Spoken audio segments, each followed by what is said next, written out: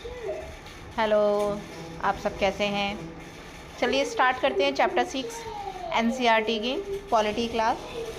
आज हम पढ़ रहे हैं सरकार क्या है।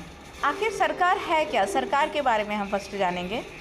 सरकार का अर्थ कुछ निश्चित व्यक्तियों का समूह होता है जो राष्ट्र तथा राज्यों में निश्चित काल के लिए तथा निश्चित पद्धति द्वारा शासन करते हैं। इसके 3 अंग होते हैं: विधायिका, कार्यपालिका, न्यायपालिका। सरकार का अर्थ क्या बताया इसमें? ये किसके लिए होते हैं?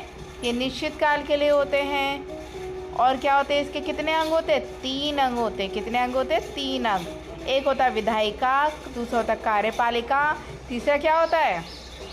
न्यायपालिका। Very good. सरकार के स्तर क्या होते हैं? राष्ट्रीय स्तर, इसका संबंध पूरे देश से होता है। किससे होता है? पूरे देश से होता है। इसे हम केंद्र सरकार भी कहते हैं। इसे हम क्या कहते हैं साथ में? केंद्र सरकार भी कहते हैं।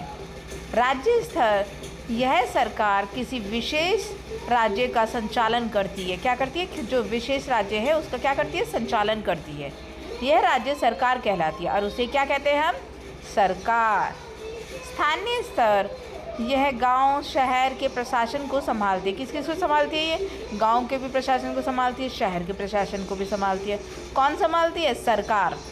इसे हम पंचायत या नगर पालिका के नाम से भी जाना जाता है। इसे हम क्या कहते हैं साथ में? पंचायत और नगर पालिका भी कहते हैं।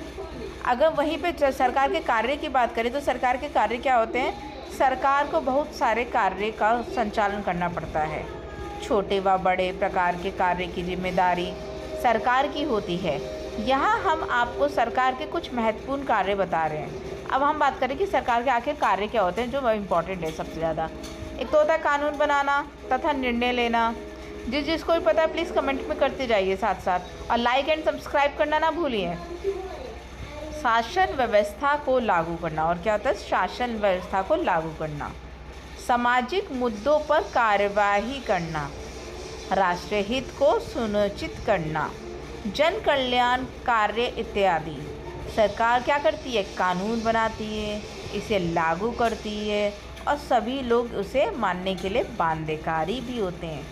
देखा है ना आपने, हमारे भारत में तो क्या है, संविधान के द्वारा फॉलो होती है हर चीज़। वहीं अगर हम अपने पाकिस्तान की बात करें, बच्चा कंपैरिजन हमेशा करना चाहिए। जब हम कंपैरिजन करते हैं ना तो हमें अच्छे से याद होता है, अच्छे से समझ आता है, तभी तो हम अच्छे से कर पाते हैं। कंपैरिजन करो आप।